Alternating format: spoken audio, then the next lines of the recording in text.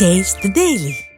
அரசியல் ஆர்வலர்களுக்கு தீனி போடும் தேர்தல் பரப்புரைகள் ஓயும் நிலையில் விளையாட்டு ரசிகர்களின் விருந்துக்கான 100 நாள் கவுண்டவுனை இன்று முதல் தொடங்கியுள்ளது புதிய தலைமுறை.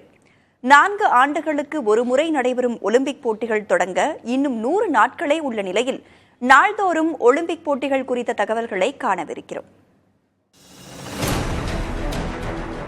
Games white open.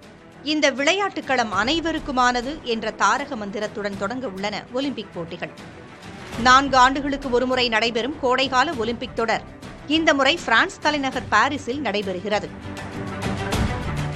வரும் ஜூலை மாதம் 26ஆம் தேதி தொடங்கும் பாரிஸ் ஒலிம்பிக் போட்டிகள் ஆகஸ்ட் மாதம் 11ஆம் தேதி வரை ரசிகர்களுக்கு விருந்தையும் வீரர்களுக்கு விருதையும் வழங்க உள்ளன.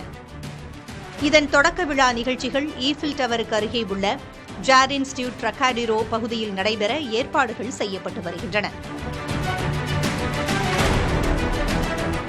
133 நாடுகளைச் சேர்ந்த சுமார் 10,500 வீரர் வீராங்கனைகள் 329 போட்டிகள் அடங்கிய 32 பிரிவு விளையாட்டுகள் என்று 15 நாட்கள் பாரிஸ் ஒலிம்பிக் போட்டிகள் களை கட்ட உள்ளன.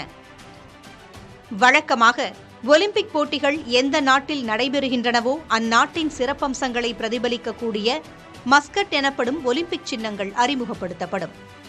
பாரிஸ் ஒலிம்பிக் போட்டியிலும் அப்படி ஒரு மஸ்கட் அறிமுகம் செய்யப்பட்டுள்ளது. பிரிஜியன் தொப்பிதான் பாரிஸ் ஒலிம்பிக் போட்டியின் மஸ்கட். தொப்பியா என எண்ணிவிட வேண்டாம்.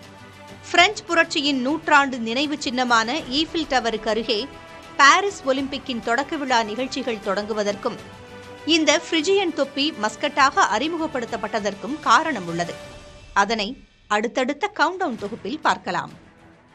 புதிய தலைமுறைக்காக பிரியா.